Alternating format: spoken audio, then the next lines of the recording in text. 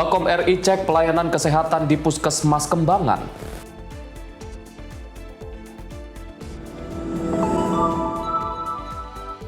Tim SAR lanjutkan pencarian 4 korban kapal tenggelam di Laut Aru.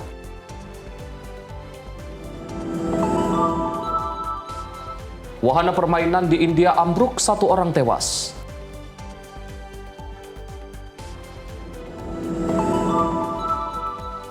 Tiga motor di parkiran masjid jadi sasaran maling.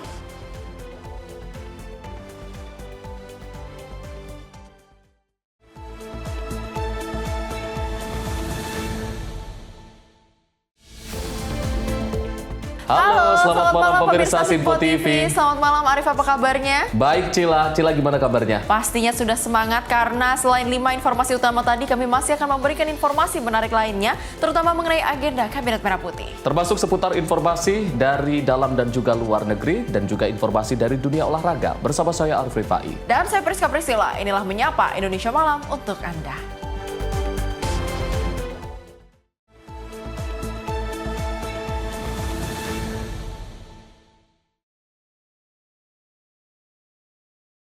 Pemirsa, kita awali dengan informasi pertama dari Presiden Prabowo Subianto yang menggelar rapat pimpinan TNI Polri di Istana Kepresidenan Jakarta. Rapat pimpinan pada Senin pagi digelar secara tertutup pukul 10.00 waktu Indonesia Barat.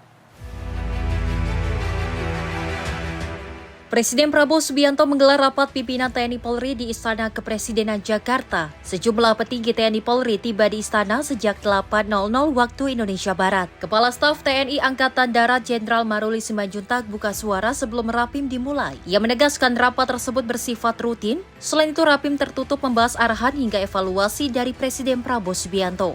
Rutin kan tiap tahun. Nah. Yang hadir itu dari mana aja sih, kalau dari TNI Polri dulu. Sekarang kita Dandim ke atas, kalau nggak salah polisi Kapolres ke atas. Ini kan acara rutin saja, evaluasi apa langkah-langkah ke depan, gitu. Dan biasa kita dapat pengarahan dari Presiden selalu. Setelah Presiden memberikan pengarahan, Pak Panglima mungkin akan ada? Ya nanti ada rapim TNI lagi, nanti rapim Angkatan Darat lagi, jadi apa turunan-turunan dari petunjuk Presiden apa yang kita lakukan. Dari Jakarta, Dio Malau, Simpo TV melaporkan. Pemirsa, Menteri Kehutanan Republik Indonesia Raja Juli Antoni menerima audiensi Duta Besar Amerika Serikat untuk Indonesia periode 2014-2016 pada 9 Februari 2026. Pertemuan tersebut membahas potensi kolaborasi khususnya terkait afforestation, reforestation, and revegetation pada 12 juta hektar lahan kritis di Indonesia. Bahasa apa sih? Menteri Kehutanan RI Raja Juli Antoni menerima audiensi Duta Besar Amerika Serikat untuk Indonesia, Robert O. Blake Jr., periode 2014-2016 pada Senin 9 Februari 2026. Pertemuan tersebut membahas potensi kolaborasi khususnya terkait afforestation, reforestation, and revegetation pada 12 juta hektar lahan kritis di Indonesia. Hal ini sejalan dengan arahan Presiden Prabowo Subianto dalam sidang umum PBB di New York tahun 2025 lalu. Melalui caption di sosial media Instagram @raja_antoni, Menhub menyampaikan bahwa menyambut baik seluruh potensi kolaborasi internasional demi kemajuan Indonesia. Tim redaksi Simpo TV melaporkan. Kita beralih ke Menteri Pendidikan Tinggi Sains dan Teknologi Brian Yuliarto meninjau langsung fasilitas pengelolaan sampah berbasis teknologi yang dikembangkan oleh Universitas Islam Bandung dan Institut Teknologi Bandung. Kunjungan ini merupakan bagian dari upaya Kementerian Pendidikan Tinggi, Sains dan Teknologi untuk mendorong peran perguruan tinggi dalam menjawab persoalan sampah nasional.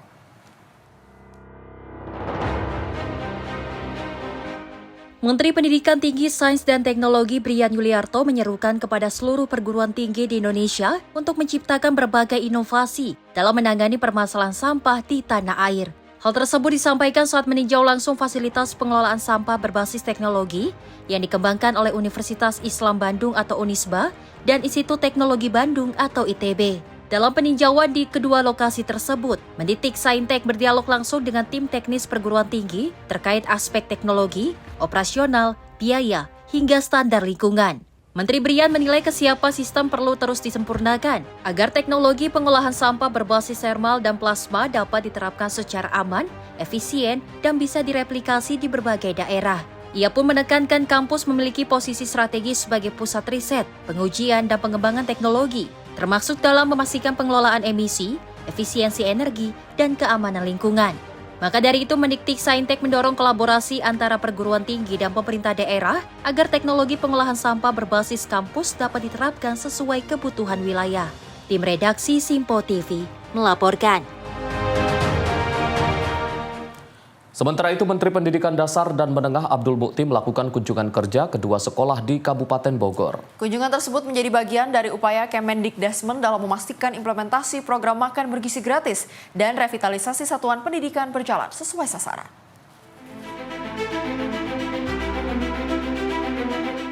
Menteri Pendidikan Dasar dan Menengah Abdul Mukti melakukan kunjungan ke SMP Negeri 2 Babakan Madang dan SD Negeri Bojongkoneng 02 Kabupaten Bogor untuk melihat secara langsung keterpaduan pelaksanaan program makan bergizi gratis atau MBG dan program revitalisasi sekolah. Di SMP Negeri 2 Babakan Madang yang memiliki 480 murid telah menerima bantuan revitalisasi berupa rehabilitasi 3 ruang kelas serta pembangunan fasilitas toilet baru yang rampung pada Desember 2025.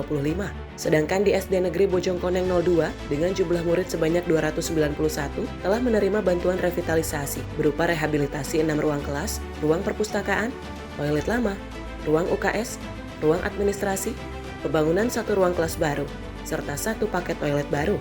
Tak hanya itu, Mendikdasmen juga menekankan bahwa program makan bergizi gratis tidak hanya bertujuan memenuhi kebutuhan gizi anak, tetapi juga menjadi sarana pembelajaran nilai-nilai positif. Menurutnya, lingkungan sekolah yang aman dan nyaman didukung pemenuhan gizi yang baik menjadi fondasi penting dalam menyiapkan generasi sehat, cerdas, dan berkarakter menuju generasi emas Indonesia 2045. Tim redaksi Simpo TV melaporkan. Kita beralih ke Menteri Keuangan Purbaya Yudi Sadewa menyatakan pihaknya siap mencairkan anggaran sebesar 15 miliar untuk reaktivasi jaminan kesehatan nasional otomatis sementara. Purbaya mengatakan pihaknya akan mencairkan anggaran jika BPJS sudah menyelesaikan salah satu pos anggaran yang sebelumnya diminta untuk diperbaiki.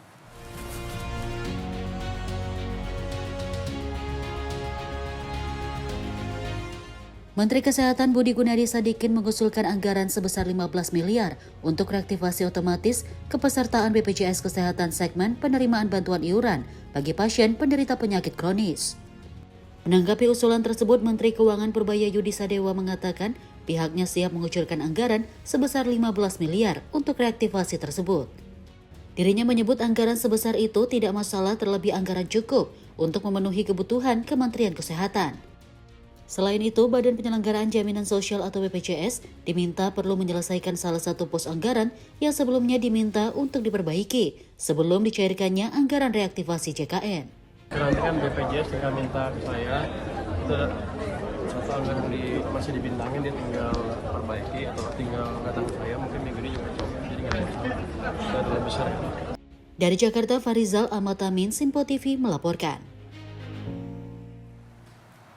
Pemirsa, Dewan Perwakilan Rakyat menggelar rapat paripurna ke-13 masa persidangan 3 tahun sidang 2025-2026 di Kompleks Parlemen Senayan, Jakarta pada Selasa pagi. Rapat tersebut beragendakan penetapan anggota Badan Amil Zakat Nasional serta penetapan Dewan Pengawas BPJS Kesehatan dan Ketenagakerjaan. Dewan Perwakilan Rakyat kembali menggelar sidang paripurna ke-13 masa persidangan 3 tahun sidang 2025-2026. Di Kompleks Parlemen Senayan, Jakarta pada Selasa pagi. Rapat dipimpin langsung oleh Wakil Ketua DPR Saan Mustafa, dengan didampingi Wakil Ketua DPR lainnya Cucun Ahmad Samsurijal, serta dihadiri 292 anggota DPR. Adapun rapat paripurna pimpinan DPR secara resmi menetapkan anggota Badan Amil Zakat Nasional dan menetapkan anggota Badan Supervisi Lembaga Penjamin Simpanan. Selain itu, pimpinan DPR juga menetapkan sejumlah Dewan Pengawas BPJS Kesehatan serta BPJS Ketenagakerjaan. Antara pimpinan DPR dan pimpinan fraksi-fraksi tanggal 9 Februari 2026.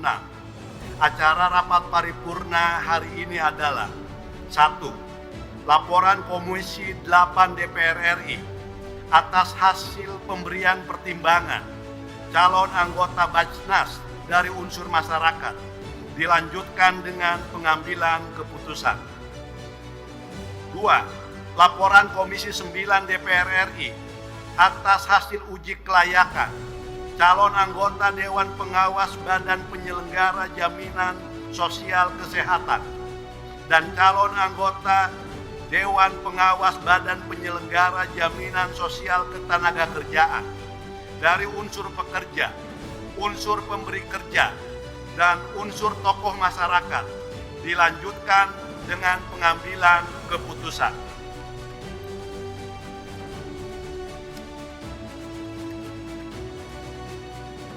Ketiga, laporan Komisi 11 DPR RI atas hasil uji kelayakan calon anggota Badan Supervisi Lembaga Penjamin Simpanan sisa masa jabatan periode 2023-2028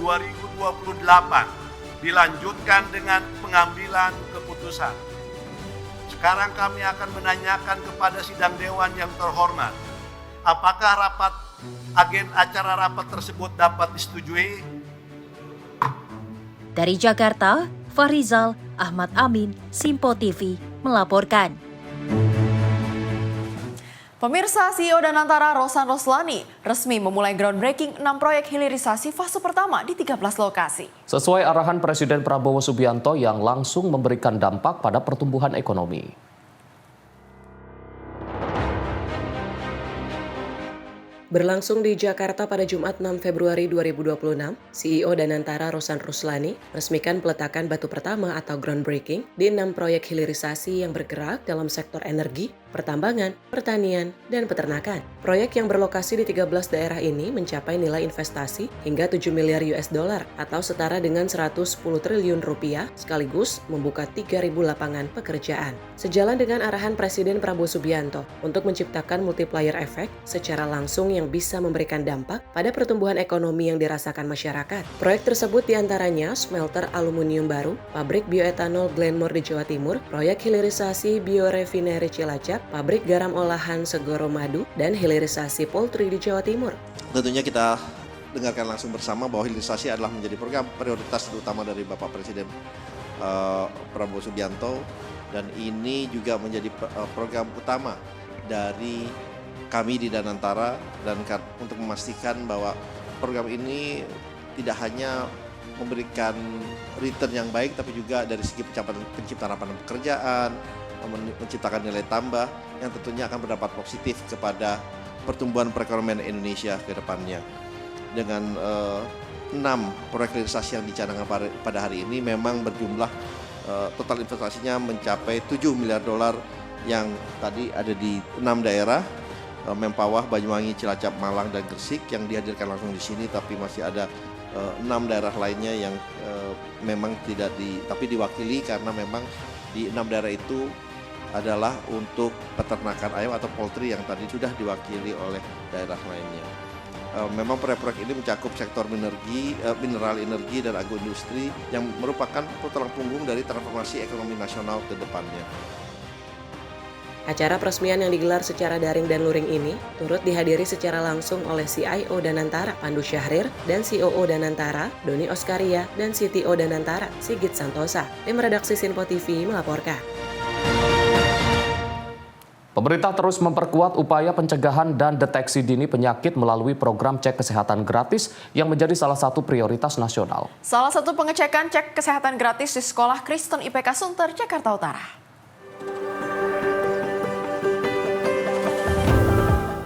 Dalam rangka 1 tahun pelaksanaan program tersebut, Menteri Pendidikan Dasar Menengah Abdul Muti bersama Wakil Menteri Pemberdayaan Perempuan dan Perlindungan Anak Veronica Tan meninjau langsung pelaksanaannya di Sekolah Kristen IPK Sunter 2, Jakarta Utara. Kegiatan peninjauan ini dilakukan untuk memastikan layanan pemeriksaan kesehatan dasar gratis bagi peserta didik berjalan sesuai dengan tujuan program. Pemerintah menekankan pentingnya peran sekolah sebagai titik awal dalam membangun upaya hidup sehat sejak usia dini. Mendikdasman Abdul Muti menyampaikan program CKG yang diselenggarakan Kementerian Kesehatan bekerja sama dengan berbagai pihak termasuk IPK sejauh ini berjalan lancar dan sesuai dengan rencana. Bagi peserta didik yang hasil pemeriksaannya masuk dalam kategori tertentu akan masuk dalam mekanisme rujukan juga telah disiapkan. Anak-anak yang memerlukan penanganan lebih lanjut akan diarahkan ke fasilitas kesehatan terdekat.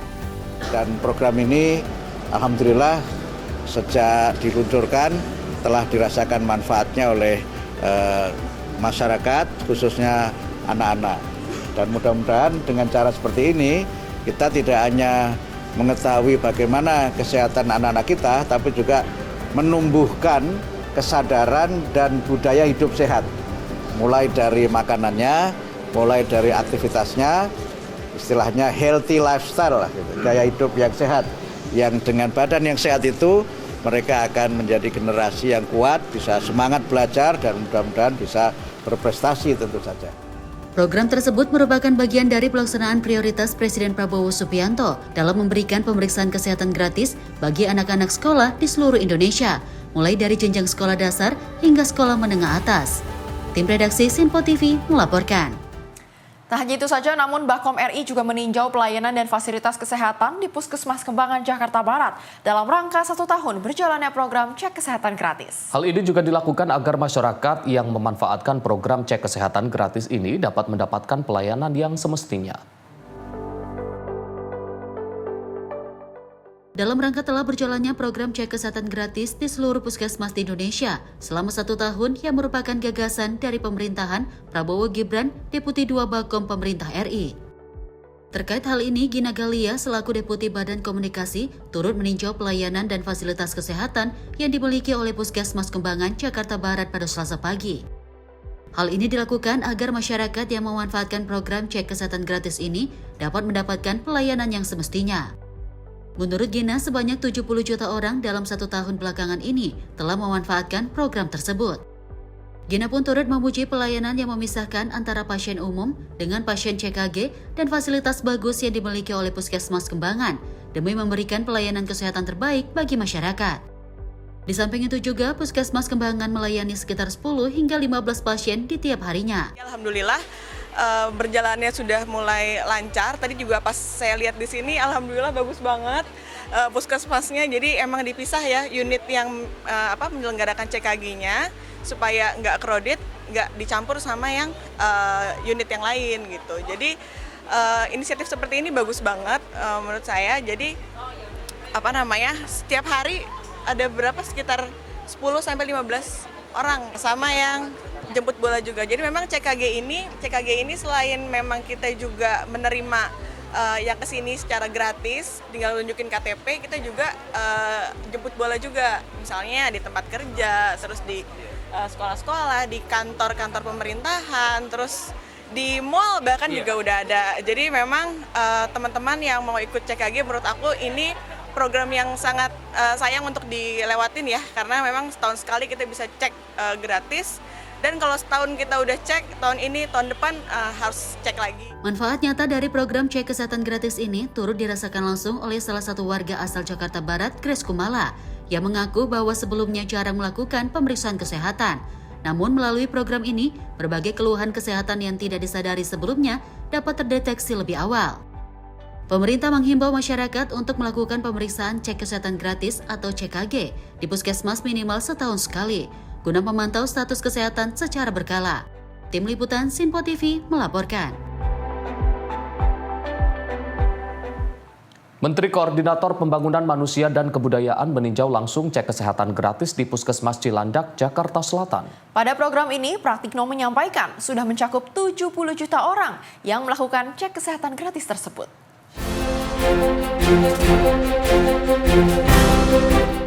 Dengan didampingi jajarannya, Menteri Koordinator Pembangunan Manusia dan Kebudayaan, Menko PMK, mengecek langsung program cek kesehatan gratis di Puskesmas Cilandak, Jakarta Selatan. Pratikno meninjau beberapa ruang pemeriksaan kesehatan, mengajak masyarakat untuk memanfaatkan program cek kesehatan gratis untuk memeriksakan kesehatan. Selama 2025 tercatat penerima manfaat program ini mencapai lebih dari 70 juta orang di seluruh Indonesia. Sudah berjalan 1 tahun, jadi alhamdulillah sudah lebih dari 70 juta rakyat Indonesia yang sudah menikmati layanan kesehatan gratis ini. Jadi cek kesehatan sekarang untuk kesehatan kita di masa depan. Jadi ini adalah bagian dari komitmen pemerintah Bapak Presiden Prabowo bahwa masyarakat kita harus semakin berkualitas, dan titik fondasi awal dari berkualitas itu adalah sehat. Dirjen Farmasi dan Alat Kesehatan Kemenkes RI menargetkan 2026 bisa mencapai 136 juta orang melaksanakan CGK. 2026 targetnya 136 juta. Ini 2 kali lipat ya, mudah-mudahan tercapai nih, karena memang kita sudah punya strategi. Kalau dulu kan hanya ulang tahun, jadi orang menunggu, lewat hari ulang tahunnya kelewatan nanti gitu kan, sekarang kapan saja bisa. Kemudian kalau dulu hanya di puskesmas, sekarang kita bisa di tempat warga beraktivitas. Dan juga tadi saya lupa menambahkan, dalam CKG tahun 2026 ini ditambahkan tentang riwayat imunisasi. Salah satu warga mengaku sangat terbantu ada CGK, di mana dapat mengetahui dan mencegah penyakit pada dirinya. Karena itu penting untuk deteksi dini yang tidak pernah. Sudah waktu bulan Juli 2025 kebetulan masih ada program hari ulang tahun, terus 2026 juga sudah. Sekarang tidak hanya khusus untuk ulang tahun, siapa saja secara umum sudah bisa mencoba cek kesehatan gratis ini. Dan sekarang itu tidak merasakan kejadian apa yang menurut yang paling membantu untuk cek kesehatan gratis ini. Setahun program CGK tidak menunggu ulang tahun setiap saat. Bahkan layanan bukan hanya di puskesmas, tetapi juga ada di kantor, di sekolah, di pabrik, dan lain-lain. Dari Jakarta, jurnalis Sinpo TV melaporkan. Informasi lain dari Ketua Umum Partai Demokrat, Agus Harimurti Yudhoyono, menyerahkan kartu tanda anggota Partai Demokrat kepada motivator dan tokoh publik Mary Riana bersama sejumlah tokoh dan komunitas Tionghoa. Penyerahan KTA dilakukan di kantor DPP Partai Demokrat Jakarta pada Senin 9 Februari 2026. Ketua Umum Partai Demokrat Agus Harimurti Yudhoyono menyerahkan secara langsung kartu tanda anggota Partai Demokrat kepada Mary Riana. Penyerahan KTA ini juga diberikan kepada sejumlah rekan-rekan Mary Riana dari komunitas Tionghoa. Kegiatan berlangsung di kantor Partai Demokrat Jakarta dan disaksikan oleh jajaran pengurus partai. Dalam kesempatan tersebut, AHY menyampaikan, Partai Demokrat terbuka bagi seluruh warga negara tanpa memandang latar belakang suku, agama, maupun golongan.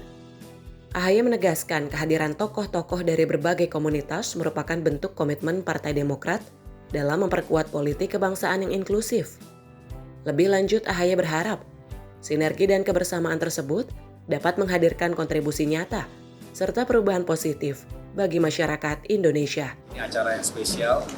Kami hari ini menerima hadirnya, bergabungnya saudara-saudara kita, para sahabat yang bergabung dalam berbagai komunitas Tionghoa menjadi bagian dari Partai Demokrat mulai hari ini, dan tentunya bukan hanya sebagai kader yang tadi saya sudah serahkan secara langsung kartu tanda anggotanya, tetapi yang lebih penting dari itu adalah setelah ini Demokrat menjadi bagian dari perjuangan dan pengabdian untuk masyarakat, bangsa dan negara.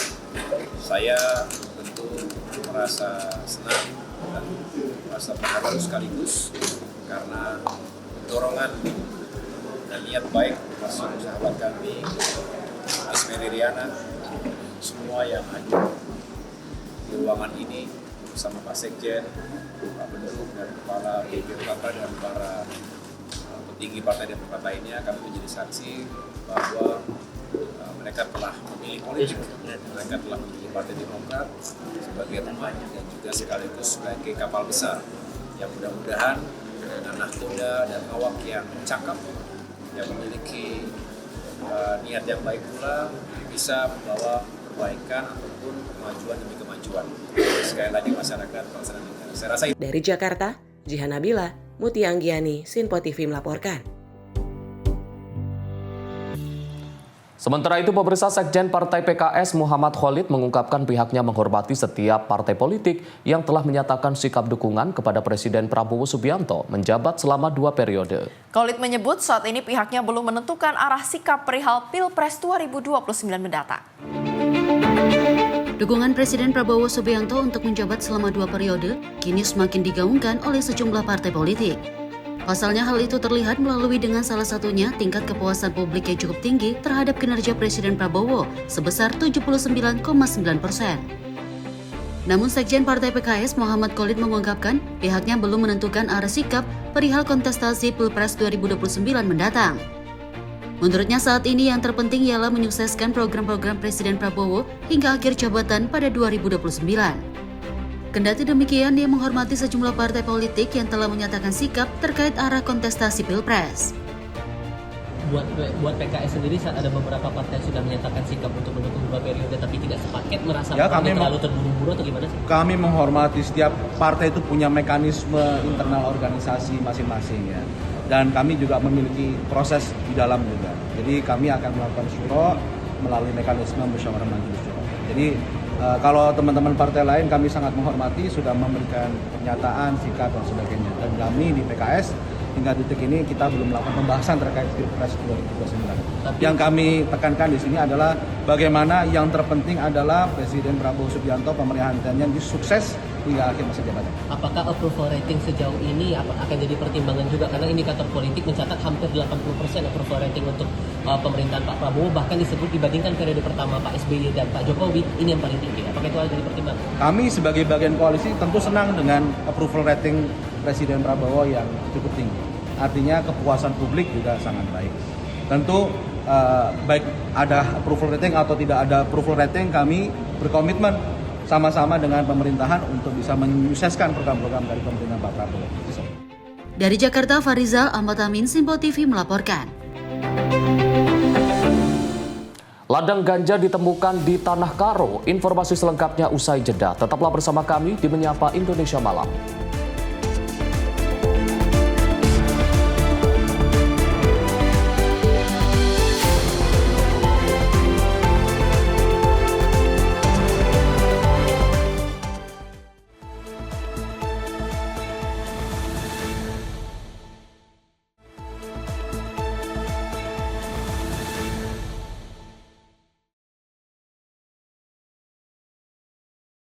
Terima kasih pemirsa, Anda kembali bersama kami di Menyapa Indonesia Malam. Kita lanjutkan ke informasi peristiwa berikutnya di mana 4 korban kecelakaan kapal cumi di Kepulauan Aru, Maluku ditemukan dalam kondisi tewas. Hingga Selasa 10 Februari 2026 siang, tim SAR gabungan masih menyisir perairan Laut Aru guna mencari 4 ABK lainnya yang masih dinyatakan hilang. Upaya pencarian korban tenggelamnya KM Indo Perkasa 03 masih terus berlanjut pada Selasa 10 Februari 2026 siang. Tim Basarnas Ambon membuka posko operasi darurat di Kota Dobo untuk memaksimalkan proses pencarian. Dari total 16 penumpang, 8 orang dinyatakan selamat, 4 tewas dan 4 lainnya masih dalam pencarian. Insiden bermula saat kapal berukuran 26 GT ini diterjang ombak besar dan angin kencang di sekitar Pulau Wasir pada Senin lalu. Kapal kehilangan keseimbangan hingga terbalik sebelum akhirnya tenggelam. 4 korban tewas ditemukan di lokasi berbeda. 2 orang ditemukan terdampar di pantai dan 2 lainnya terjebak di dalam bangkai kapal. Seluruh jenazah kini telah dievakuasi ke RSUD Cendrawasih. Kami laporkan perkembangan operasi SAR hari ketiga kecelakaan kapal KM Indo Perkasa 03 di perairan Dobo. Dan pada pukul 08.00 waktu Indonesia Timur, tim SAR gabungan melanjutkan operasi SAR sesuai rencana operasi. Selanjutnya pada pukul 11.45 waktu Indonesia Timur, tim SAR gabungan melaksanakan evakuasi salah satu korban yang ketiga ke RIB Basarnas di perairan Desa Jerwatu. Setelah itu, tim SAR gabungan melaksanakan pencarian dan menemukan 1 korban di dalam bangkai kapal KM Indo Perkasa 03.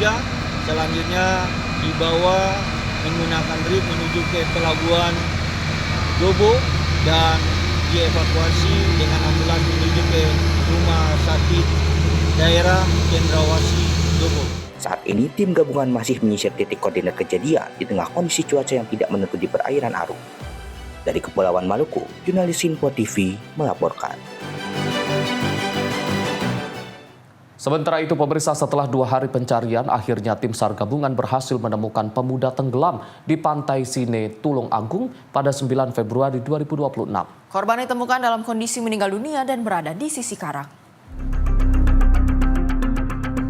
Penemuan awal korban atas nama Muhammad Ataya Ulun, 20 tahun, berdasarkan laporan dari personel potensi SAR mengenai adanya jenazah di sisi Karang. Tim SAR segera mengirimkan personel untuk memastikan informasi serta melakukan evakuasi korban. Proses evakuasi berjalan lancar. Jenazah korban selanjutnya dibawa ke RSUD Dr. Iskak Tulung Agung untuk mendapatkan penanganan lebih lanjut. Sebelumnya pencarian dilakukan intensif dengan mengarahkan 2 seru air. Seru air pertama melakukan penyisiran di permukaan perairan, sementara seru air kedua melakukan upaya pencarian di bawah air dengan penyelaman di sekitar lokasi kejadian. Di saat yang bersamaan, tim SAR gabungan juga mengarahkan sejumlah personel untuk melakukan penyisiran dan pengamatan visual di sepanjang pesisir pantai Sine. Tim redaksi Sinpo TV melaporkan. Sementara itu, seorang pelajar SMP bernama Adi Saputra usia 15 tahun, warga desa Bululor, Kecamatan Jambon, Kabupaten Ponorogo, ditemukan dalam kondisi meninggal dunia setelah dinyatakan hilang selama 3 hari. Tubuh remaja tersebut ditemukan di dalam sumur tua yang lokasinya tidak jauh dari rumahnya.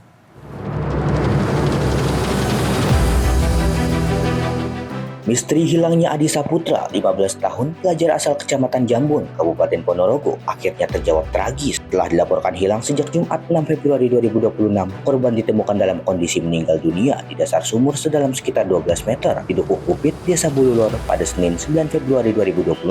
Tim SAR gabungan berhasil menjangkau korban sekitar pukul 6.30 waktu Indonesia Barat setelah melakukan asesmen teknis di lokasi. Kedalaman sumur serta diameter yang sempit membuat evakuasi tidak bisa dilakukan secara biasa dan harus menggunakan teknik vertical rescue. Setelah korban berhasil dijangkau, petugas melakukan proses packing jenazah sebelum diangkat ke permukaan. Evakuasi dilakukan secara bertahap menggunakan sistem tali, anchor, dan teknik lifting demi keselamatan petugas. Usai proses evakuasi, jenazah Adi Saputra langsung dibawa ke RSUD Dr. Harjono Ponorogo untuk penanganan lebih lanjut oleh pihak berwenang. Tim redaksi Sinpo TV melaporkan. Pemirsa, Polres Tanah Karo menemukan ladang ganja milik warga di kawasan pegunungan Kabupaten Tanah Karo, Sumatera Utara, Sabtu siang. Penemuan ladang ganja ditemukan setelah petugas kepolisian menerima informasi masyarakat sekitar yang mencurigai adanya seorang petani yang menanam pohon ganja di areal kebunnya tersebut. Ladang pohon ganja tersebut berada di areal perladangan Julun Tupin, Desa Cinta Rakyat, Kecamatan Merdeka, Kabupaten Karo, Sumatera Utara. Penemuan ladang ganja tersebut setelah petugas kepolisian menerima informasi masyarakat sekitar yang mencurigai adanya seorang petani menanam pohon ganja di areal kebunnya tersebut. Laporan tersebut langsung ditindaklanjut dengan turun ke lokasi, dan benar saja petugas menemukan puluhan pohon ganja setinggi 10 hingga 110 cm ditanam oleh seorang warga di lokasi tersebut. Selain menyita barang bukti 33 batang pohon ganja seberat 1.200 gram, petugas juga mengamankan pemilik perkebunan pohon ganja berinisial KS. Kapolres Tanah Karo AKBP Febriandi Halho Sabtu siang mengatakan, saat ini Satuan Narkoba Polres Tanah Karo telah mengamankan pemilik lahan dan menyita 33 batang pohon ganja tersebut. Febriandi berharap kepada masyarakat agar memberikan informasi kepada polisi bila kembali menemukan adanya areal perladangan ganja di kawasan hukum Polres Tanah Karo. Kita langsung amankan baik yang menanam dan pemilik, serta untuk ganjanya sudah kita amankan nanti untuk dilakukan. Masyarakat yang memang kita temukan di wilayah kita terdampak narkotika atau lagi menanam, mohon kami diberikan informasi supaya kami segera menindaklanjutinya. Petugas hingga kini masih menyelidiki dan mendalami apakah pohon-pohon ganja tersebut rencananya akan dijual oleh tersangka kepada pengedar atau dikonsumsi sendiri. Pohon ganja tersebut rencananya akan dibawa ke Mapolres Tanah Karo untuk dimusnahkan. Ahmad Perwira, Medan, Sumatera Utara, Sinpo TV melaporkan. Sementara itu, seorang pria di Cengkareng, Jakarta Barat menjadi korban penganiayaan oleh tetangganya sendiri. Korban diduga dianiaya oleh pasangan bapak dan anak usai menegur suara bising drum yang dinilai sangat mengganggu. Kini kasus tersebut tengah dalam penanganan pihak kepolisian, di mana polisi langsung bergerak mendatangi tempat kejadian perkara guna melakukan olah TKP, identifikasi awal kepada korban. Keributan antar tetangga ini terjadi di Jalan Dahlia 3, Kapuk Cengkareng, Jakarta Barat. Darwin, seorang warga setempat, mengalami luka di sekujur tubuh atas dugaan aniaya yang dilakukan tetangganya yang istri Darwin menegur suara bising drum dari rumah terduga pelaku merupakan bapak dan anak. Konflik bermula saat istri Darwin menegur suara bising drum dari rumah terduga pelaku. Korban mengaku gangguan suara tersebut sudah berlangsung sejak Agustus 2025 dan sangat mengganggu istrinya yang sedang menjalani program hamil. Cekcok mulut pun tak terhindarkan. Saat ketegangan memuncak, terduga ayah dari pelaku yang baru datang menggunakan mobil diduga sengaja menyerempet istri korban hingga tersungkur. Melihat korban lengah, terduga anak pelaku langsung memiting leher Darwin hingga terjatuh ke aspal. Tak berhenti di situ, ayah pelaku turun dari mobil dan diduga ikut menganiaya korban berkali-kali. Sang anak pun menendang kepala korban saat korban telah tersungkur.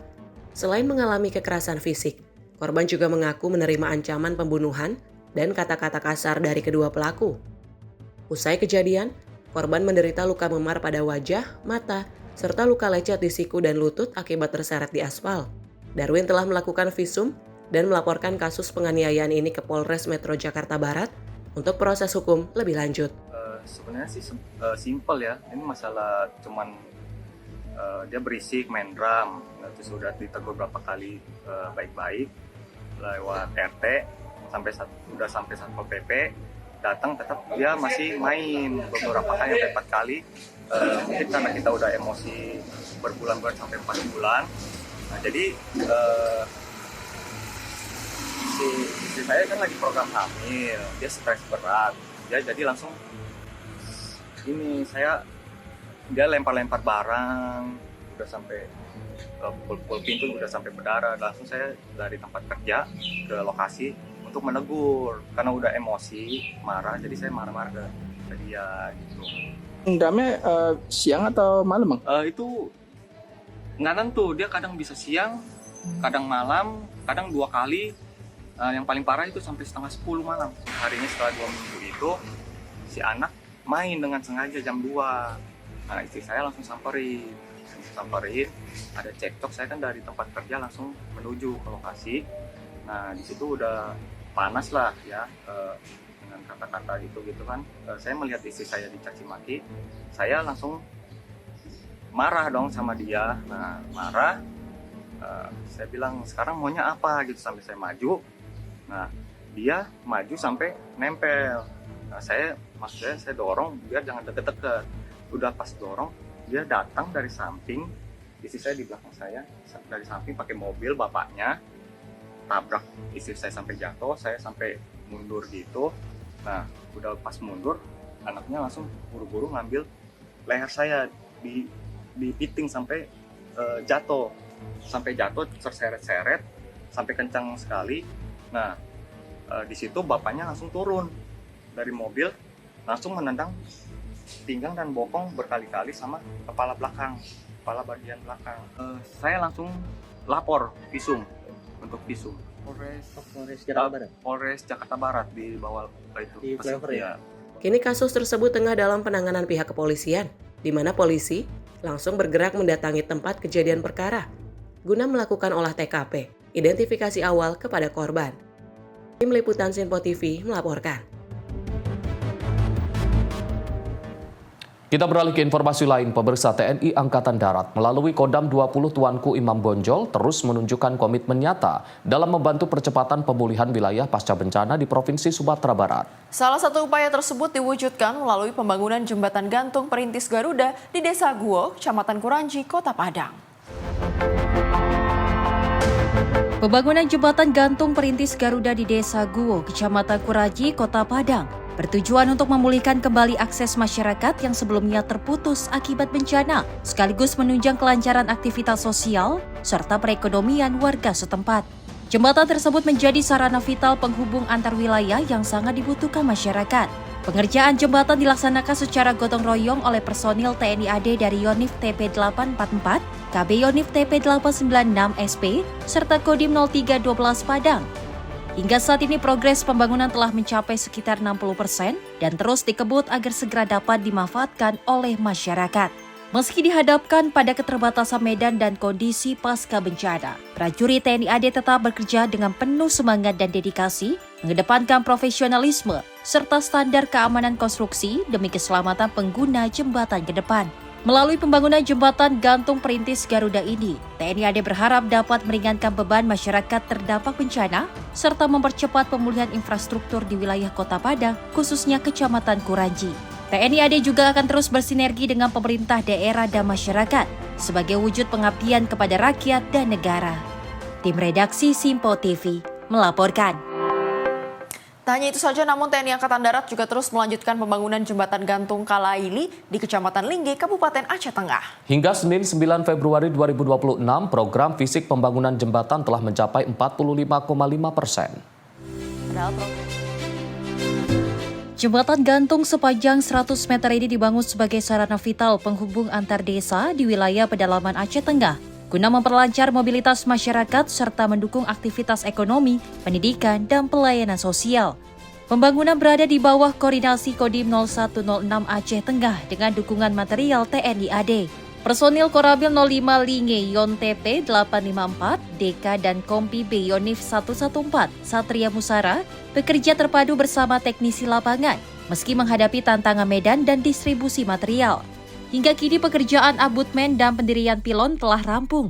Dilanjutkan pengelasan gelagar serta penata material. Pembangunan ditargetkan selesai pada Februari 2026 sebagai wujud komitmen TNI AD mendukung percepatan pembangunan dan kesejahteraan masyarakat pedalaman. Tim redaksi Simpo TV melaporkan. Kita beralih ke informasi lain, pemirsa. Bakmi Jawa Gunung Kidul menjadi salah satu kuliner khas yang wajib dicoba saat berwisata ke daerah ini. Cita rasa tradisional dengan proses memasak yang masih menggunakan anglo menjadikan bakmi Jawa memiliki keunikan tersendiri.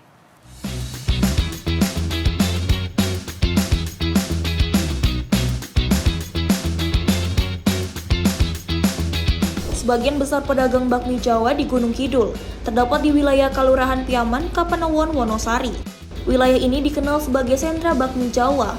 Sepanjang jalan yang melintas Kelurahan Piaman terdapat kurang lebih 30 penjual bakmi Jawa.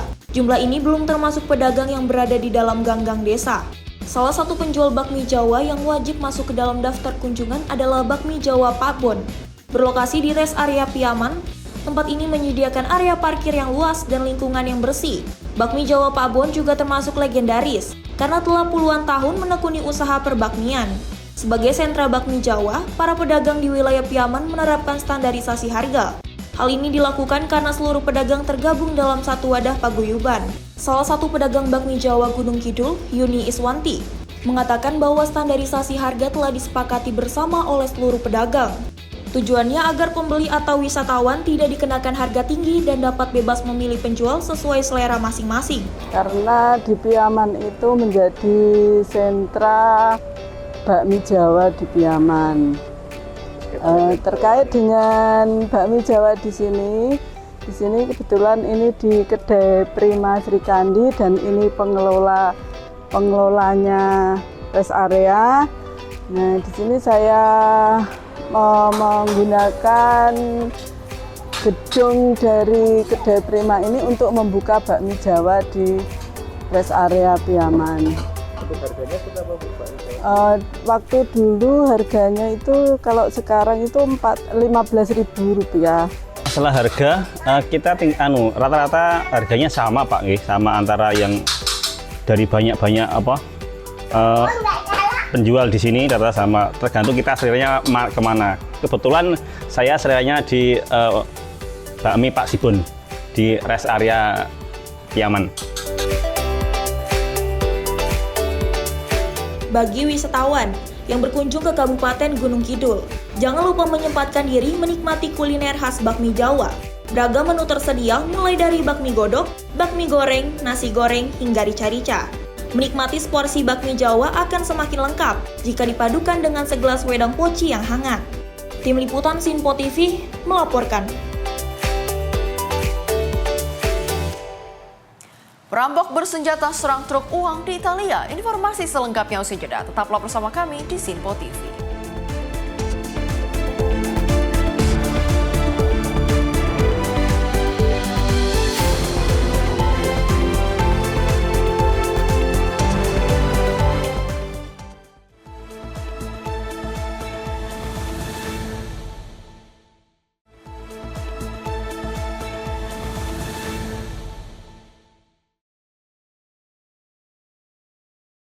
Pemirsa, Anda kembali menyaksikan Menyapa Indonesia Malam. Partai berkuasa di Jepang di bawah kepemimpinan Perdana Menteri Sanae Takaichi menang telak dalam pemilu cepat di Jepang. Media melaporkan LDP mengamankan mayoritas suara di majelis rendah, memberi Takaichi mandat kuat untuk mendorong agenda konservatif di tengah ketegangan regional dan tekanan ekonomi. Hasil perhitungan sementara menyebut LDP meraih 316 kursi, melampaui batas mayoritas absolut dalam parlemen. Kemenangan ini menjadi rekor terbesar dalam sejarah partai sejak didirikan pada tahun 1955. Takaichi, yang baru menjabat 3 bulan sebagai Perdana Menteri Jepang, menjadi sosok sentral dalam melonjakkan dukungan publik. Dalam wawancara televisi, ia menegaskan akan memperkuat kebijakan untuk membuat Jepang lebih kuat dan makmur. Di kantor pusat LDP, Takaichi tampak memasang pita merah pada papan nama para kandidat pemenang dan disambut tepuk tangan pejabat partai. Meski belum menguasai majelis tinggi, super majoritas di majelis rendah memberikan ruang besar bagi Takaichi untuk mendorong perubahan dalam kebijakan keamanan, imigrasi, dan penguatan militer. Sementara itu, blok oposisi dinilai terlalu terpecah untuk menjadi penantang serius bagi para partai berkuasa. Aliansi baru Partai Sentris dan Liberal diperkirakan kehilangan banyak kursi parlemen dibandingkan pemilu sebelumnya. Pemilu ini menegaskan dominasi LDP di politik Jepang, sekaligus membuka babak baru di bawah kepemimpinan Takaichi yang berambisi memperkuat posisi Jepang di kawasan Asia Pasifik. Tim redaksi Sinpo TV melaporkan. Sementara itu, Partai Konservatif Bum Jaitai yang dipimpin Perdana Menteri Anutin Charnvirakul unggul dalam pemilu umum Thailand. Hasil sementara menunjukkan Bum Jaitai meraih hampir 200 kursi, namun masih belum cukup untuk membentuk pemerintahan sendiri. Koalisi diperkirakan akan menjadi kunci dalam menentukan Perdana Menteri berikutnya.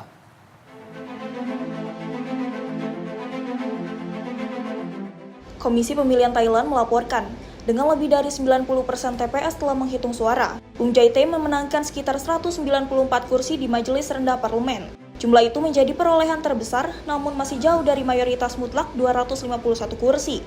Partai Progressive People's Party yang sempat diunggulkan dalam survei harus puas di posisi kedua dengan 116 kursi. Sementara PUT, partai populis yang didukung kubu Thaksin Shinawatra, berada di urutan ketiga dengan 76 kursi. Pengamat menilai Bum Jaitai kemungkinan besar akan mengajak PUT bergabung dalam pemerintah koalisi, sebab tidak ada satu partai pun yang diperkirakan mampu memenangkan mayoritas tunggal. People's Party sendiri dianggap sulit mencari sekutu karena agenda reformisnya tentang kubu konservatif. Anutin menyampaikan terima kasih kepada para pemilih dan berjanji akan bekerja maksimal untuk rakyat Thailand. Bum Jaitai dipandang sebagai pilihan utama kalangan royalis dan militer di tengah perlambatan ekonomi dan meningkatnya sentimen nasionalis. Pemilu kali ini juga disertai referendum untuk menggantikan konstitusi tahun 2017. Hasil sementara menunjukkan mayoritas pemilih setuju agar parlemen memulai proses penyusunan piagam baru. Kelompok pro-demokrasi menilai langkah ini penting untuk mengurangi pengaruh militer serta lembaga-lembaga yang tidak dipilih langsung oleh rakyat. Tim redaksi Sinpo TV melaporkan. Kita beralih ke informasi lain. Pemirsa, Presiden Donald Trump kembali menuai kontroversi setelah sebuah postingan video di media sosialnya menampilkan gambar rasis mantan Presiden Barack Obama dan Michelle Obama digambarkan sebagai primata. Postingan itu memicu desakan cepat dari kubu GOP untuk segera dihapus dan menjadi momen yang tak biasa di mana Trump dikritik terbuka oleh partainya sendiri.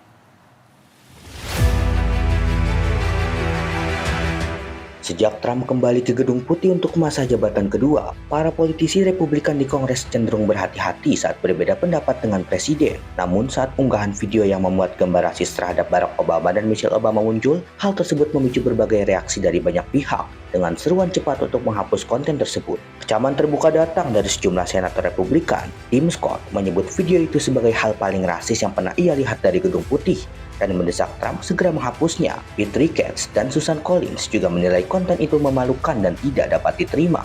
Di DPR, Mike Lawler menyebut postingan itu sangat menyinggung dan harus dihapus disertai permintaan maaf langsung. Meski video akhirnya diturunkan, kritik dari kubu Republikan terus berlanjut menunjukkan keretakan hubungan di dalam partai.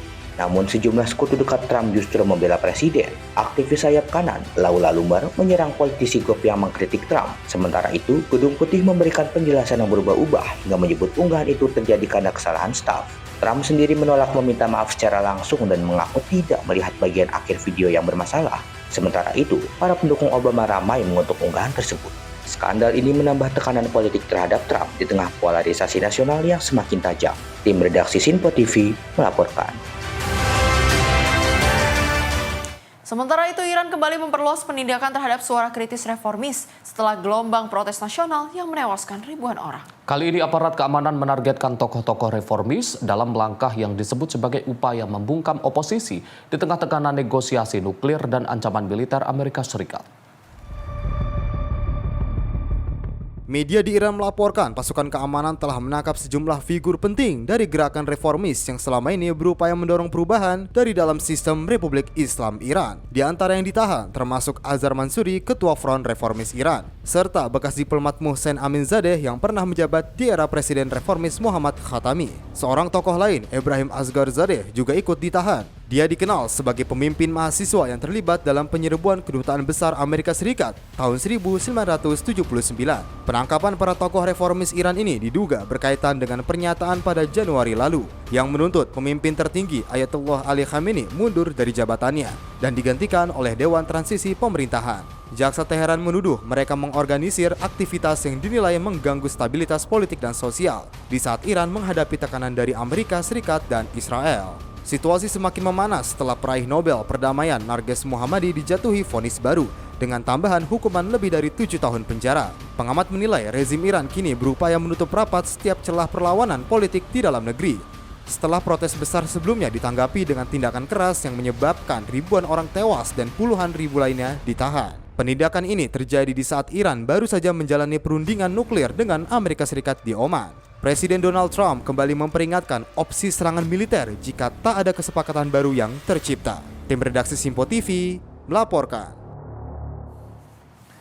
Pemirsa, aksi perampokan bersenjata menargetkan truk pengangkut uang terjadi di Jalan Raya SS 613 Brindisi Lace, Italia Selatan. Kelompok pelaku menyergap konvoi lapis baja dan membawa kabur uang bernilai jutaan euro tanpa laporan korban luka.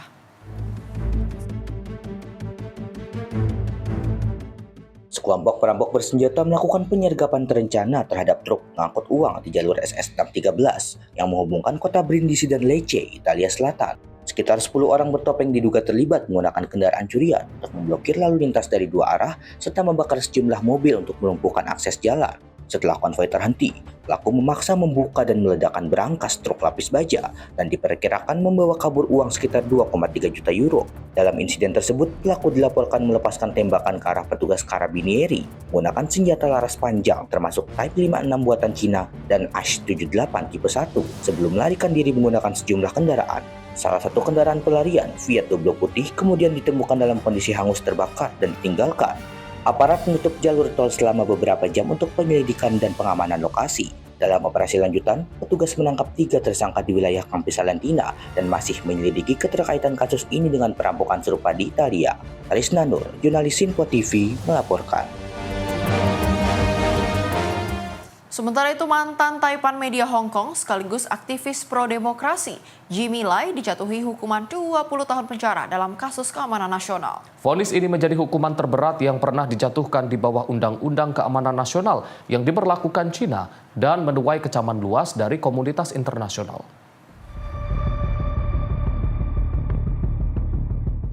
Jimmy Lai, tokoh media pro-demokrasi Hong Kong sekaligus pendiri surat kabar Apple Daily, divonis 20 tahun penjara oleh pengadilan Hong Kong. Lai dinyatakan bersalah atas dakwaan bersekongkol dengan kekuatan asing untuk membahayakan keamanan nasional, serta berkonspirasi menerbitkan artikel yang dianggap bersifat hasutan. Vonis tersebut menjadi hukuman terpanjang sejak Undang-Undang Keamanan Nasional diberlakukan oleh Beijing pada tahun 2020. Padahal, maksimum hukuman atas dakwaan ini adalah penjara seumur hidup. 6 mantan karyawan Apple Daily dan 2 aktivis lain dalam kasus ini juga dijatuhi hukuman penjara antara 6 tahun 3 bulan hingga 10 tahun. Sebagian mendapatkan keringanan hukuman karena mengajukan pledoi bersalah. Keluarga menyebut vonis ini kejam dan mengancam nyawa Lai, mengingat usianya yang telah mencapai 78 tahun dan kondisi kesehatannya yang diperkirakan semakin memburuk. Kasus Jimmy Lai dinilai sebagai pukulan berat bagi kebebasan pers di Hong Kong. Sementara pemerintah setempat menegaskan kasus ini tidak berkaitan dengan kebebasan media. Vonis ini diperkirakan akan memperkeruh hubungan Beijing dengan negara-negara barat. Tim redaksi Simpo TV melaporkan. Kita beralih ke informasi lain, pemirsa, seorang anggota kepolisian dilaporkan tewas dan 13 orang lainnya terluka setelah wahana permainan roboh di ajang Suraj Kun Mela, Faridabad, India, Sabtu sore 7 Februari 2026. Sebelumnya, di hari yang sama, 2 orang termasuk seorang anak-anak juga terluka setelah gerbang 2 area pameran ikut roboh. Rekaman video yang diambil pada Minggu 8 Februari 2026 menunjukkan area pameran dalam kondisi sepi dengan kendaraan darurat dan petugas keamanan membatasi lokasi kejadian. Menurut petugas keamanan, insiden terjadi saat sejumlah pengunjung termasuk pelajar tengah menaiki wahana bernama Tsunami. Yang penopang utama wahana tersebut dilaporkan patah sekitar pukul 18 waktu setempat menyebabkan struktur besi ambruk ke tanah. Inspektur Polisi Jagdis Prasad yang sedang bertugas di lokasi meninggal dunia setelah terkena rangka besi saat berupaya melindungi pengunjung. 13 orang lainnya mengalami luka dan telah dilarikan ke rumah sakit terdekat untuk mendapatkan perawatan. Sebelumnya, di hari yang sama, 2 orang termasuk anak-anak juga terluka setelah gerbang 2 area pameran ikut roboh. Saat ini, otoritas tempat telah membuka penyelidikan untuk mengetahui penyebab pasti kegagalan struktur wahana tersebut. Tim redaksi Sinpo TV melaporkan. Masih mengenai informasi internasional di mana tim darurat Lebanon diterjunkan ke kawasan Bab al-Tabaneh, Tripoli, Lebanon Utara setelah sedikitnya 9 orang tewas dan sejumlah lainnya terluka akibat runtuhnya 2 bangunan bertingkat. 2 pekan sebelumnya, insiden serupa terjadi di lingkungan Al-Quba. Rekaman video menunjukkan petugas penyelamatan kendaraan darurat beroperasi di lokasi kejadian. Sejumlah korban luka dievakuasi menggunakan ambulans ke rumah sakit terdekat. Seorang warga setempat, Tamer Adib, menyebut 2 bangunan 5 lantai yang roboh telah mengalami retak parah dan tidak pernah diperbaiki. Ia menilai banyak bangunan di Tripoli dalam kondisi rapuh dan membutuhkan renovasi segera. Media lokal melaporkan, Presiden Lebanon, Joseph Aoun, memerintahkan seluruh tim darurat untuk dimobilisasi. 2 pekan sebelumnya, insiden serupa terjadi di lingkungan Al-Quba. Tripoli diketahui menghadapi masalah banyaknya bangunan tua dan tidak layak huni. Tim redaksi Sinpo TV melaporkan. Sementara itu, pemirsa, polisi Italia menembakkan gas air mata dan meriam air saat bentrokan terjadi dengan puluhan demonstran di dekat venue hoki Olimpiade musim dingin. Insiden ini memicu kekhawatiran publik terhadap pengamanan event olahraga internasional tersebut.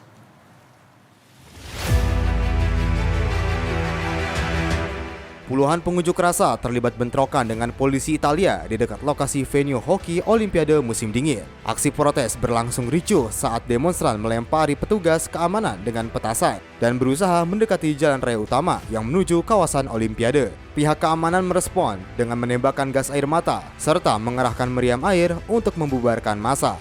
Situasi semakin memanas ketika sejumlah demonstran mencoba menerobos barikade keamanan dan memicu kejar-kejaran di sekitar jalur tol.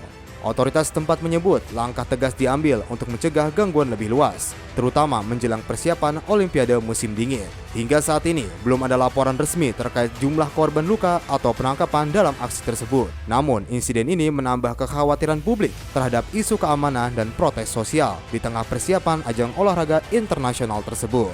Tim redaksi Sinpo TV melaporkan. Bad Bunny menciptakan momen bersejarah di panggung Super Bowl 2026. Dalam pertunjukan halftime di Levi Stadium, California, musisi Puerto Rico itu membawa sejarah dan identitas budaya pulau kelahirannya di hadapan jutaan penonton dunia. Bad Bunny mencatat sejarah dengan penampilannya di pertunjukan halftime Super Bowl yang syarat simbol budaya dan identitas Puerto Rico. Penampilan dibuka dengan latar ladang tebu, dikelilingi petani tradisional Jibaro, serta gambaran kehidupan rakyat seperti permainan domino dan stand piragua eserut khas Karibia. Bad Bunny membawakan sejumlah lagu hits reggaetonnya, termasuk Titi Mi Preganto dan Yo Pero Sola. Penampilan meriah ini juga disaksikan sejumlah selebriti Latin serta tokoh dunia hiburan internasional yang turut menambah perhatian dan sorotan global terhadap pertunjukan tersebut. Momen kejutan lainnya terjadi saat Lady Gaga muncul dalam adegan pernikahan di atas panggung, membawakan lagu duet Day With a Smile bersama iringan band dan tarian salsa. Di sela-sela penampilan, Bad Bunny kemudian menyelipkan pesan politik dan sosial saat menampilkan lagu El Apagón yang menggambarkan krisis listrik dan dampak Hurricane Maria di Puerto Rico. Di akhir penampilan, Bad Bunny mengibarkan bendera Puerto Rico dengan warna biru muda simbol gerakan kemerdekaan. Layar panggung menampilkan pesan, "The only things more powerful than hate is love." Pertunjukan selama 13 menit ini dinilai sebagai momen bersejarah, karena Bad Bunny tampil sepenuhnya dalam bahasa Spanyol dan memperkenalkan budaya Latin di panggung terbesar Amerika Serikat. Tim redaksi Sinpo TV melaporkan. Modus buang air kecil pencuri gasal sepeda motor. Informasi selengkapnya usai jeda, tetaplah bersama kami di Menyapa Indonesia Malam.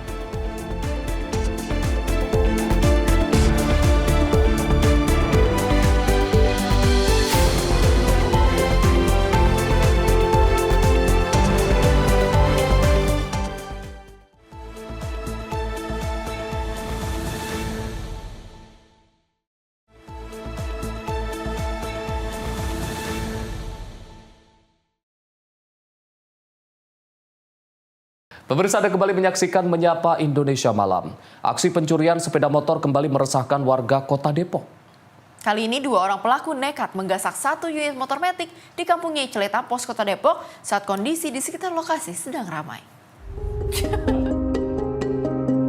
Dalam rekaman CCTV, terlihat detik-detik 2 orang pria yang berbagi peran saat melakukan aksi curanmor di sebuah salon kecantikan di kawasan Kampung Nyai Ciletapos, Kota Depok. Sebelum melancarkan aksinya, salah satu pelaku sempat berusaha mengelabui warga dengan berpura-pura buang air kecil di sekitar lokasi kejadian. Setelah dirasa aman, pelaku dengan cepat menggasak sebuah motor metik milik salah satu pelanggan salon yang sedang terparkir. Menurut keterangan warga setempat, mengatakan aksi pencurian kerap terjadi di wilayah ini karena posisi kampung yang berada di pinggir jalan raya, sehingga memudahkan pelaku untuk melarikan diri setelah beraksi. Kayaknya kalau lihat dari tuan mah, orangnya lagi udah bener mandir itu, boncengan 2. Yang satu kayaknya udah lihat posisi motor sambil kencing apa gimana tuh di pinggir. Nah terus satu udah ngontak motor tuh langsung jalan. Oh, itu masih rame Bang ya? Belum malam ya? Belum, itu masih kita habis maghrib tuh, orang jalan juga masih macet itu di depan, masih rame. Lokasi Kampung Nyai Ciletapos yang berada persis di tepi jalan raya diduga menjadi faktor utama maraknya aksi curanmor karena memberikan akses pelarian yang cepat bagi para pelaku. Kini korban hanya bisa pasrah dan berharap rekaman CCTV tersebut dapat membantu polisi meringkus para pelaku yang kian meresahkan. Dari Depok, Jawa Barat, jurnalis Sinpo TV melaporkan. Pemirsa, aksi pencurian sepeda motor terekam kamera CCTV terjadi di sebuah masjid di Desa Jadi Mulia, Kecamatan Gunung Jati, Kabupaten Cirebon, Jawa Barat pada Minggu malam. Kejadian tersebut terjadi saat berlangsungnya sholat maghrib berjamaah. 1 motor terparkir berhasil dicuri oleh pelaku. 2 motor lainnya dikunci kontak, sudah dijebol namun gagal dicuri.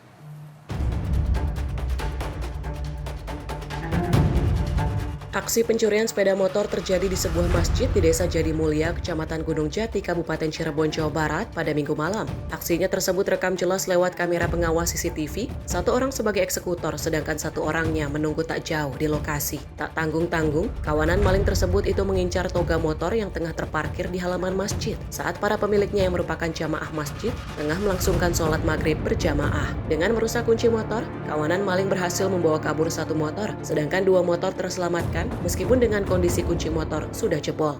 Ada 3. Ada 3 yang berhasil dibawa yang kabur. Berhasil dibawa tuh 1 motor warna merah. 1 motor. Tapi yang ini sudah dalam? Ini sudah dirusak juga. Sudah dirusak. Berapa orang Pak yang kelihatannya berapa orang yang kerekam? Kalau wajahnya kerekam 1 orang, yang 1 nunggu di pojok sana di ujung gang, ya standby, yang 1 beraksi mulai dari sana gitu. Oke. Terekam CCTV ya Pak? Terekam CCTV ya, dari masjid terekam, terus dari korban motor pertama juga terekam, ada CCTV-nya juga. Oke. Sempat ada pengejaran atau gimana? Ya tidak ada, karena saat itu kondisi jamaah sedang fokus sholat, jadi tidak ada yang tahu. Dan kebetulan kondisinya juga cuaca mendung, jalannya becek, jadi ya tidak ada yang lalu-lalang kembali. Sementara itu saat ini korban telah melaporkan kejadiannya ke Polsek Gunung Jati, Polres Cirebon Kota. Dari Cirebon, Jawa Barat, jurnalis Sinpo TV melaporkan. Sementara itu, pemirsa, video aksi premanisme yang melakukan pemalakan sopir truk yang terjadi di Jalan Kayu Tinggi, Cakung, Jakarta Timur viral di media sosial. Aksi ini pun langsung ditanggapi oleh Polsek Cakung dengan mengamankan pelaku beserta barang bukti.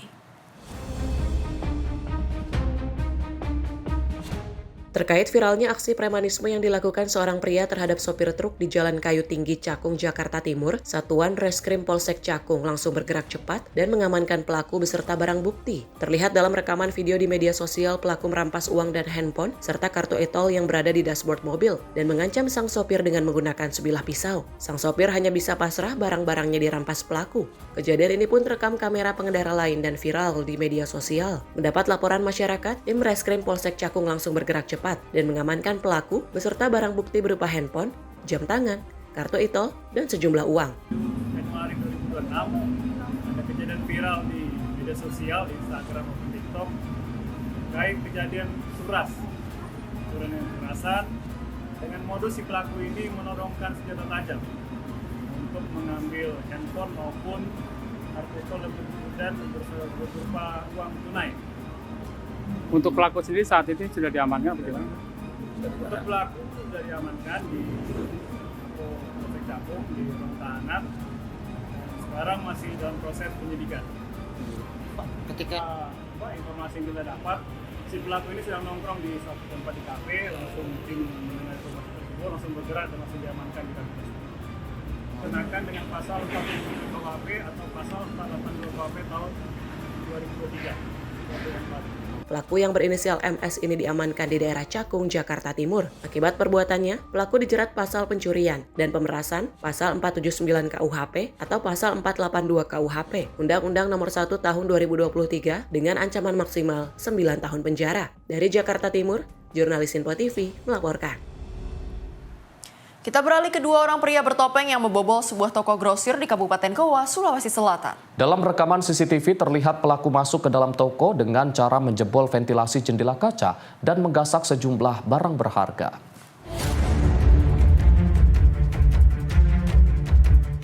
Inilah rekaman CCTV yang memperlihatkan aksi dua orang pria saat mencuri di sebuah toko grosir di Desa Pakato, Kecamatan Bonto Maranu, Kabupaten Goa. Pelaku diketahui masuk ke dalam toko dengan cara menjebol ventilasi serta menggunakan alat bantu tali dan tangga. Selama beberapa jam beraksi, kedua pelaku berhasil membawa kabur ratusan barang dagangan yang nilainya ditaksir mencapai 30 juta rupiah. Aksi pencurian ini pertama kali diketahui oleh pemilik toko saat melihat kondisi barang yang sudah berantakan dan banyak yang hilang. Setelah memeriksa rekaman CCTV, korban baru menyadari jika tokonya telah dibobol oleh dua orang pria yang menggunakan topeng dan masker. Akibat kejadian ini, pemilik toko mengalami kerugian yang ditaksir mencapai 30 juta rupiah. Kini kasus tersebut telah ditangani oleh kepolisian setempat. Lewat di belakang di ventilasi. Ada berapa orang yang kita lihat di CCTV? Kalau kuliah itu 2 orang di. Apa-apa saja diambil ya, Bu Haji? yang paling banyak ambil itu pop ice sama minuman, banyak ambil Milo apa. Oh, banyak Bu Di. Sama kopi-kopi. Sama kopi Bu. Ada uang tidak, uang tunai Bu? Tidak kasih, karena mungkin tahu tidak ada uang dikasih atau bagaimana. Oh begitu Bu Di. Kira-kira kerugiannya berapa banyak? Kalau yang sudah kuhitung itu baru hampir 16, tapi yang belum kuhitung masih banyak. Kira-kira kisaran berapa? Lebih dari 30. Lebih 30 juta Bu Di. Unit Reskrim Polres Goa yang menerima laporan korban hingga kini masih melakukan penyelidikan mendalam guna mengidentifikasi kedua pelaku. Pada hari Minggu, tepatnya tanggal 1 Februari 2026, sekitar pukul 1.10 WITA dini hari, telah terjadi tindak pidana pencurian dengan pemberatan curat. Terlapor dalam hal ini masih dalam penyelidikan kami, namun ada bukti visual yang diberikan atau diperlihatkan oleh korban dan juga sudah diambil oleh penyidik kami, yaitu rekaman CCTV, dan sangat terlihat jelas pelaku yang melakukan atau membobol daripada tempat korban. Pemilik toko berharap pihak kepolisian dapat secepatnya menangkap para pelaku agar kejadian serupa tidak kembali terulang. Dari Kabupaten Goa, Sulawesi Selatan, jurnalis Info TV melaporkan. Pemirsa, peristiwa tabrak lari terjadi di wilayah Depok pada Senin 9 Februari 2026 dini hari. Dua orang warga menjadi korban tabrak lari, satu unit mobil secara beruntun.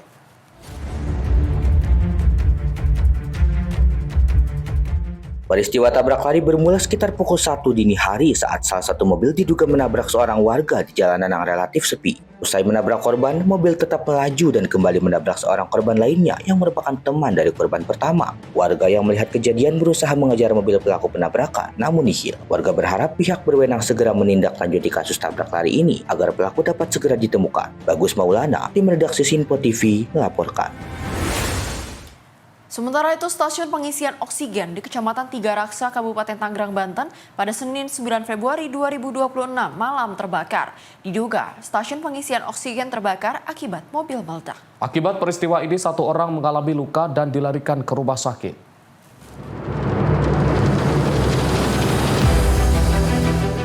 Api menyambar dari bangunan yang dijadikan stasiun pengisian oksigen di kawasan industri Sumber Rejeki di Kecamatan Tiga Raksa, Kabupaten Tangerang, Banten pada Senin 9 Februari malam. Sejumlah karyawan yang saat itu tengah bekerja panik lantaran api menyambar bahan kimia berupa oksigen dan nitrogen yang berada di dalam bangunan yang terbakar. 3 unit mobil pemadam kebakaran dari Kabupaten Tangerang bersama 11 personel diterjunkan untuk memadamkan api. Menurut keterangan Komandan Regu Damkar Sektor Tiga Raksa, api berasal dari ledakan mobil yang terparkir di dalam bangunan karena diduga mengalami korsleting listrik. Api kemudian menyambar bahan kimia yang tepat berada di samping mobil. Api kemudian membesar hingga membakar sebagian bangunan stasiun pengisian oksigen ini. Terbakar itu 1 unit mobil ya, 1 unit mobil dan juga gulungan pinil yang buat di lantai itu yang terbakar. Itu mobil yang terbakar sendiri jenis apa, Pak? Yang terbakar Datsun Go kisaran di tahun-tahun yang tahun berapa lah mungkin ya, udah dianggap udah usia juga mobilnya gitu. Kebakaran ini penyebabnya apa sih, Pak?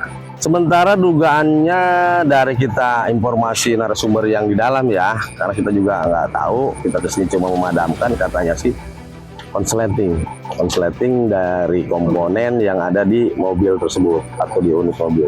Berarti mobil itu sempat meledak juga tadi ya? Dengar informasi seperti itu, ada ledakan dari mobil mungkin tangki bahan bakar kali, karena dia kondisinya panas, dia bisa menyebabkan ledakan. Terus merambat atau gimana tuh? Mungkin karena dari bahan bakar tersebut yang meledak, kan dia membawa titik api ya. Mungkin akhirnya dia bisa melebar ke yang pinmil yang ada di sampingnya tersebut, begitu. Ini pabrik apa sih, Bang?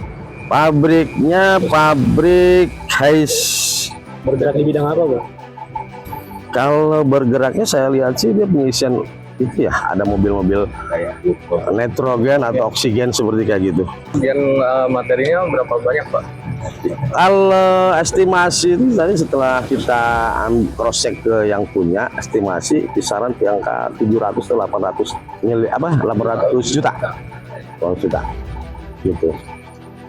Berapa personil yang Untuk personil dari Tiga Raksa sendiri kisaran 6 orang ya. Kalau untuk personil dari Jisoka berapa? 5 orang.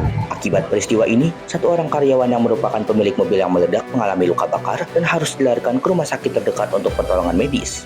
Untuk kondisi pengemudi sementara hanya mengalami luka ringan di bagian kaki dan sudah dibawa ke medis. Langkah-langkah dari kepolisian apa saja? Langkah-langkah kepolisian tentunya kami setelah mendatangi TKP, kemudian kami akan lakukan olah TKP, koordinasi dengan pihak unit identifikasi untuk sementara kita mengamankan lokasi dan kemudian kami akan minta keterangan beberapa saksi. Untuk pabrik yang terbakar ini, Pak Kapolsek itu bergerak di bidang apa? Untuk perusahaan ini PT Haisco ya. Haisco ini adalah berupa workshop perbaikan tangki berupa nitrogen. Identitas korban, Pak? Untuk sementara identitas korban masih kami cek ya, karena sudah dibawa ke klinik terdekat.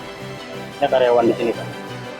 Menurut informasi beberapa saksi merupakan karyawan di salah satu perusahaan sini. Luka ringan itu luka bakar berarti, Pak? Betul, luka ringan karena sebab dari bakaran api. Unit identifikasi dari Polresta Tangerang yang tiba di lokasi langsung melakukan olah tempat kejadian perkara. Kasus kebakaran kini diselidiki Polresta Tangerang. Dari Tangerang, Banten, jurnalis Sinpo TV melaporkan. Pemirsa, seorang pengendara motor di Pandeglang, Banten diamankan polisi karena kedapatan membawa ratusan butir obat jenis tramadol dan heksimer siap edar. Pengendara ini diamankan petugas saat terjaring operasi maung di pusat kota Pandeglang. Nasib sial dialami seorang pemuda berinisial AR. Pemuda berusia 23 tahun ini tidak berkutik saat dihentikan anggota Satlantas Polres Pandeglang di depan Masjid Agung Ar-Rahman pada Senin siang. Awalnya petugas hanya hendak melakukan pemeriksaan rutin dalam rangka operasi keselamatan Maung 2026. Namun gerak-gerik pelaku yang mencurigakan membuat petugas melakukan penggeledahan badan. Hasilnya mengejutkan. Polisi menemukan ratusan butir obat keras tanpa izin edar yang disembunyikan di dalam saku celana pelaku. Total terdapat 152 butir jenis heksimer dan 211 butir tramadol yang berhasil disita. Diduga kuat, ratusan obat terlarang tersebut akan kembali diedarkan oleh pelaku kepada sejumlah pelanggan. Untuk kepentingan pengembangan, AR berikut barang bukti langsung diserahkan ke unit Satres Narkoba Polres Pandeglang. Pengendara itu berbalik arah kembali karena di depan mulut gang di ujung kita cegat juga, sehingga dia berbalik arah juga. Kemudian mereka berlari sehingga itu menimbulkan kecurigaan bagi kita. Kemudian setelah kita coba kejar, mereka lari. Salah satunya yang kena ini atas nama lari ke arah Gang Asmaul Husna atau depan Masjid Agung. Kemudian bersama warga, dibantu warga, berhasil diamankan. Ketika diamankan, kita cek dan kita periksa terdapat obat-obat terlarang. Polisi kini tengah mengalami asal-usul obat tersebut serta memburu pemasok utamanya. Masyarakat pun diimbau untuk tetap waspada dan segera melaporkan jika mengetahui adanya peredaran obat ilegal di lingkungan mereka. Dari Pandeglang, Banten, jurnalis Sinpo TV melaporkan.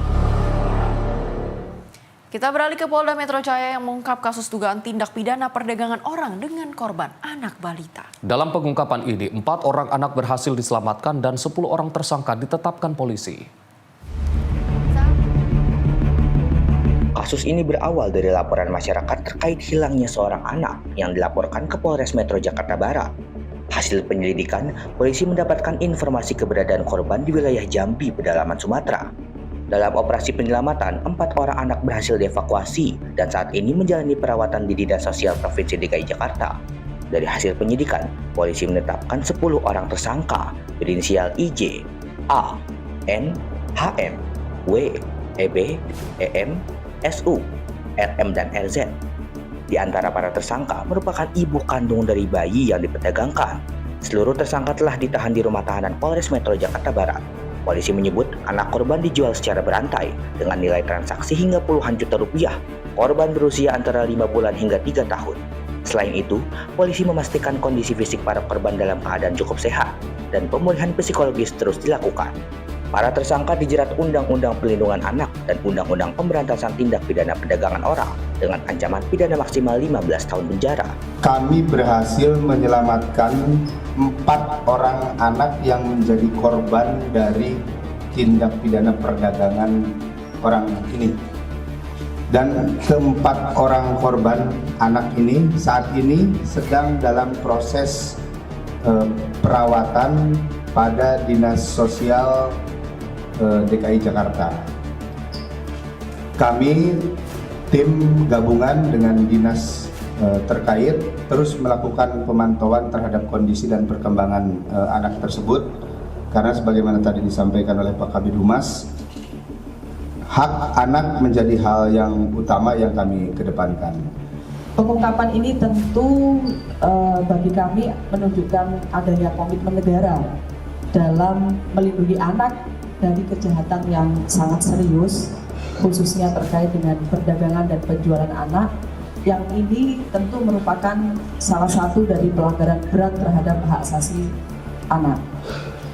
Anak yang menjadi korban dari TPPO ini tentu adalah korban kejahatan yang harus mendapatkan perlindungan maksimal, terutama kaitannya dengan pemulihan, baik itu fisik maupun psikologis, termasuk juga pemulihan sosial. Sementara itu, Komisi Perlindungan Anak Indonesia menyampaikan apresiasi atas pengungkapan kasus ini. KPAI menegaskan, anak-anak korban TPPO merupakan korban kejahatan yang harus mendapatkan perlindungan maksimal, termasuk pemulihan fisik, psikologis, dan sosial, serta jaminan pengasuhan yang aman dan layak. Kasus ini masih terus dikembangkan untuk mengungkap kemungkinan adanya jaringan lain. Dari Jakarta, Tim Liputan Sinpo TV melaporkan. Pemirsa, informasi tadi menutup perjumpaan kita malam ini. Saya Azhar Putra, mewakili rekan kerja yang bertugas mengucapkan terima kasih. Selamat malam dan sampai jumpa.